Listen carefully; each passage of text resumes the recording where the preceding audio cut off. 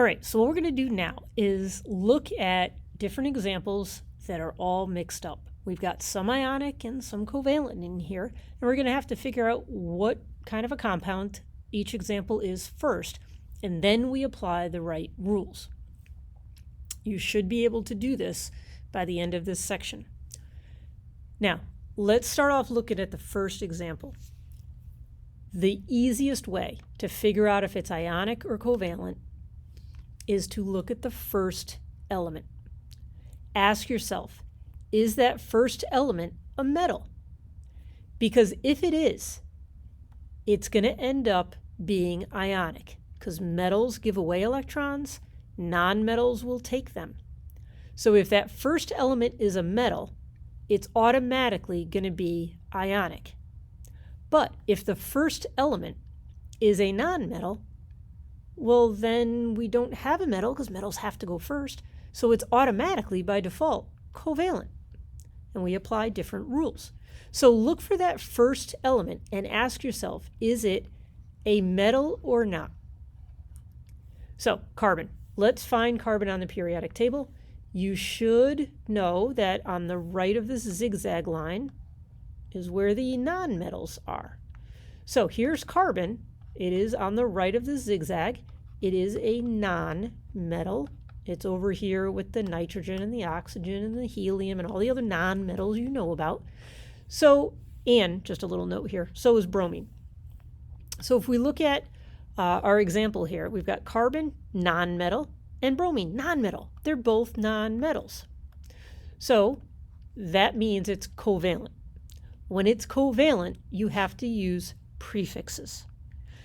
So you write the first element. If there's more than one of them, you use a prefix. But there's only one. We don't use prefixes on the first one. So we just write carbon. Then the second element, you change the ending to "ide." Both ionic and covalent, you change the ending of the second word to "ide," always. They have that in common. So what we have to do, because it's covalent, is put the right prefix. This is going to be tetra. How do we know tetra? Because tetra is 4. If you don't know this, memorize them or look on the top of your periodic table. So this is tetra bromide. Bromine gets changed to "ide," bromide. The next one, number 3. We got Mg and then this OH in parentheses with a little 2 after it. Is the first element a metal? Well, you know magnesium is a metal. So yes, that's our cation. That's magnesium trying to give up electrons. It is bonding to this, which is hydroxide. That means it's ionic. No prefixes. So you just write the name of the metal, magnesium, and then you write the name of your nonmetal, or in this case, our polyatomic ion called hydroxide. OH is hydroxide. No prefixes. The next one, we got SCl6. S, that's sulfur. Let's find sulfur on the periodic table. Here's sulfur. It's on the right. It's a nonmetal. And who's sulfur bonding with? Chlorine. Let's find chlorine on the periodic table. Also a nonmetal. So we have two nonmetals, both not happy with their situation, both needing electrons, but there's no metal to give them electrons. They are both nonmetals. So we're dealing with covalent molecules. So we have to use prefixes. First element, only one, so we just write sulfur. If it was 2, we'd write disulfur. 3, we'd write trisulfur. But since there's 1, we just write sulfur. Now we got 6 chlorines.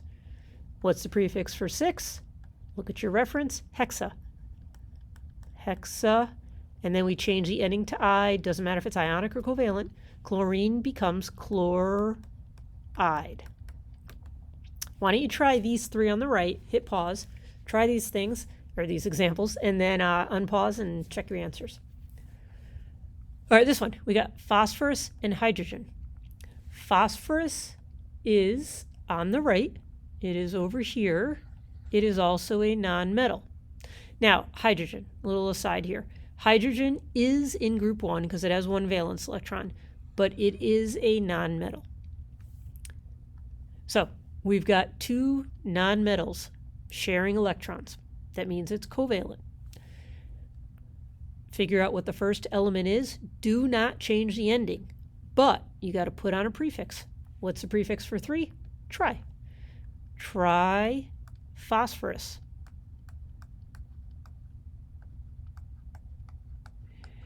Don't change the ending for the first word, only the second word. Now, hydrogen. There's 5 of them, so we need a prefix. Penta. And then what do we change hydrogen to? Hydride. Pentahydride. That's the first time we've seen that. We've seen oxide, which is just oxygen when it becomes an ion. We've seen hydroxide, which is a polyatomic ion, OH gaining 1 electron. And now we've seen hydride, which is really just hydrogen. And at this point, there's 5 of them because it's in the formula. We don't have to worry about charges or anything like that. You just have to remember hydrogen gets called hydride. All right, number 4. We got 4 of these nitrogens. Nitrogen is a nonmetal. So is oxygen. So it's automatically covalent. And since there's 4 of them, we have to use the right prefix. So it's tetra nitrogen. And then there's 8 oxygens. What's the prefix for 8? Think about octopus. Octa. And then, don't write this yet, oxide. Change the ending of oxygen to oxide. Now that sounds kind of weird, octa, oxide. We got those 2 vowels there. If you wrote this or typed this, we're not going to penalize you, but hopefully that'll kind of start to sound weird for you, and you'll learn to drop that A. So it's oxide. Okay. All right, last one here. Zinc, Zn, that is a metal. So it is a metal bonded to a nonmetal. We've got 1 of each. Zinc's going to be positive. Carbonate is going to be negative. I guess I should have written it there. And there's our 2 ions. This is ionic. No prefixes. I don't care if there's 5,000 zincs. You do not use prefixes in ionic compounds. So you just write the name of the metal, just like we did here, magnesium. Don't change anything. And then you write the name of the nonmetal. And in this case, it's a polyatomic ion. It's carbon having a little party with oxygen, polyatomic. So what do we call this? Carbon 8. No prefixes. All right, let's take a look at flipping this around the other way now. All right, so now you have the name. You just have to write the formula. And to save a little time here, I typed in the letters.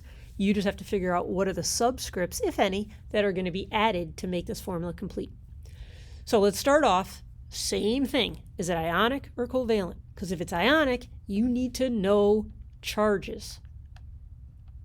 It's really important, if it's ionic, to figure out what the ion is. It's in the name. It's really important. So, iron 2 phosphide. Iron's Fe. But there's a Roman numeral 2 here. I love it when I see Roman numerals because that tells me iron is making a +2 charge. I don't have to look at the periodic table to figure out what iron's doing. And even if I did look at the periodic table, it'd be confusing because there's 2 charges. There's a +2 and a +3. That doesn't help me. So I get my information from the Roman numeral. Phosphide. This is really phosphorus. Remember, we just have to change the endings to I. That's why it sounds funny. And it's not just plain old phosphorus. But here's, as expected, our phosphorus on the nonmetal side because it's going to gain the electrons that iron is giving it. We need this to be positive and this to be negative. If we don't have a positive and negative ion, we can't have an ionic compound. So phosphorus is in group 15, which means it has 5 of its own. It gains 3. Now, iron's trying to give up 2, and phosphorus is saying, well, I need 3, so that doesn't work perfectly.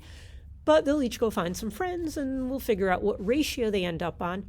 after we crisscross the charges.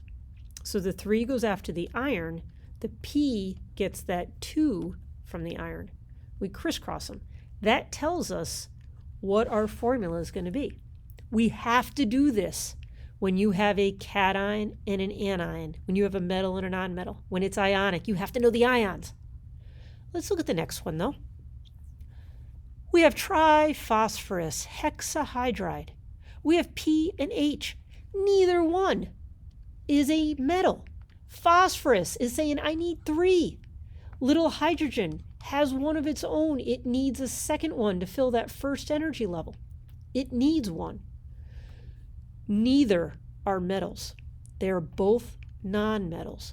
They're both looking at each other saying, give me electrons. No, you give me electrons. They both want electrons and neither one wants to budge, so they decide, let's cooperate and let's share. So the name tells us how they work this out. 3 phosphoruses, tri is 3, hook up with hexa. Hexa is 6. 6 hydrogens. Remember we talked about hydride, that's H. That's our formula. If they could have, they would have hooked up on a different ratio, P2H4. They could have been PH3. There's all sorts of ratios. These guys can be really creative. Number 11, ammonium hydroxide. Now, this is a little bit of an exception because if I asked you, find ammonium on the metal side of the periodic table, you're not going to find it. Ammonium is a polyatomic ion. It's the only one that we've talked about so far in our group that we have been dealing with that acts like a metal, that gives away 1 electron. It's nitrogen and hydrogen bonded together in such a way that they have to give away an electron to make it work. So who are they going to give the electron to? Hydroxide. Hydroxide is a group, it's an O and an H. They're trying to hook up, they're trying to stay together, but in order to do that, they have to gain 1 electron. So this is a perfect match. One of these ammoniums has to give its electron up and it's going to hydroxide. So it's going to be 1 hydroxide. 1-to-1 ratio, you don't write anything here. One of these, one of those. No parentheses, no extra subscripts. This is it, we're done. Now, I said this is an exception because it is, if you look at the first element, it's a nonmetal. But don't get tricked. You have to recognize NH4 as ammonium and treat it like a metal. This is ionic.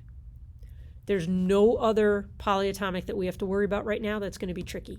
You just have to recognize ammonium. All right, the next one. I see N first, but then I look and I don't see the H4, so I know it's not ammonium. It's just N. We got nitrogen hooking up with fluorine. Nitrogen and fluorine are both nonmetals. Here's nitrogen, here's fluorine. We have 2 nonmetals. They both need electrons. They're both saying, where are those metals who are going to give us some? And they're not there. So we have nonmetals. They're going to cooperate and share. How do they hook up? Well, dinitrogen. Di means 2, so put a 2 there. Tetrafluoride. Tetra means 4. Put a 4 there. See how we didn't look at the charges? They don't make charges. No one's giving them electrons. They can't make a charge. They're going to pull them together and share. Silver phosphate. All right, we got a couple ways that we know that this is an ionic compound. First up, there's a metal, silver. Right off the bat, we see our metal. And we see a nonmetal that we recognize as a polyatomic ion. If you see a polyatomic ion, then you know it's ionic. Dead giveaway. All right, silver phosphate. We know it's ionic. If it's ionic, we have to know the charges, or else we don't know what to crisscross. So let's figure out what silver does. Silver is on the periodic table. It's in this middle section here. Here's silver. Silver makes a +1 charge right there. So silver is trying to give up 1. Now, phosphate, if you don't remember what phosphate does, you could always look on your periodic table. This is why it's so important to use the ones that we give you. If you look up one online, you're not going to see this cute little +1 written in the box to help you. You're not going to see a list of polyatomics. You're not going to see covalent prefixes. Please, please, please use this periodic table. All right, so silver makes a +1 charge. Phosphate gives away, or takes 3. So little silver's trying to give up 1. Phosphate says, I need 3. So silver says, I'll go find some friends. We crisscross and we can figure out what the formula is going to be. The 3 from the phosphate goes after the silver. Little 3. The 1 from the silver is going to go after the phosphate. So I don't write anything. I don't put parentheses. I don't write a number. It's just Ag3PO4. But I couldn't have done that unless I looked up the charges of the 2 ions in the ionic compound. The next one, iodine and fluoride, which is really fluorine. I don't see a metal. I see iodine over here, and I also see fluorine over here. They're both nonmetals. They're both saying we each have 7. We need 1 more, but there's no metal to give them the electron that they need. So they don't make charges. We cannot figure out charges. We have to use the name. There's no number here, or no prefix here, so it's a 1. I'm just going to put a 1, but make a mental note, we don't normally write a 1. Or write a 1. Hepta, you got to look up hepta. If you don't know it off the top of your head, it's 7. So there's 7 of these fluorines. Notice I didn't have to crisscross. All I had to do was read the prefix and put that number there. So all in all, this would be IF7, iodine heptafluoride. Okay. So again, I can't stress enough how important it is to figure out if it's ionic or covalent. If it's ionic, you have to know the charges. If it's covalent, just use the name. It's nice and easy, but you need to know your prefixes.